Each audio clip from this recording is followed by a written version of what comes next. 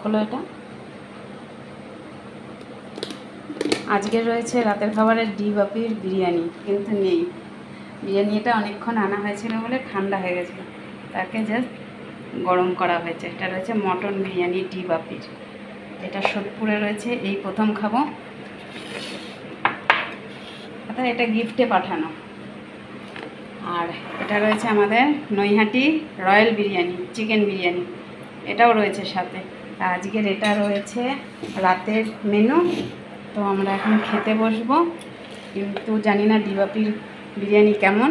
এই প্রথম খাওয়া, কিন্তু আমার যেন এটাই বেশি ভালো লাগে, রয়্যালেরটা শুকনো শুকনো। আর এটা যেহেতু মটন, তাই এটা আমি খাবো না, এটা খাবে ছোটুদা।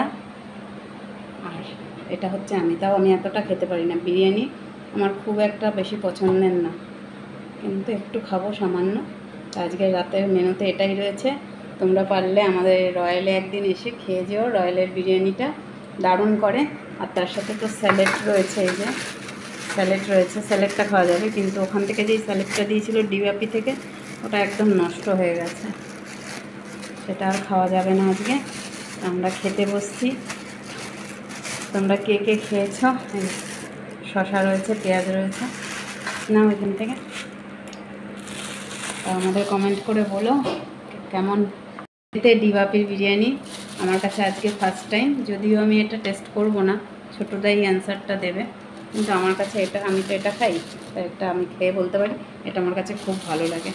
তা তোমরাও একদিন চলে এসো রয়্যালে খেতে, নৈহাটি রয়্যাল বিরিয়ানি।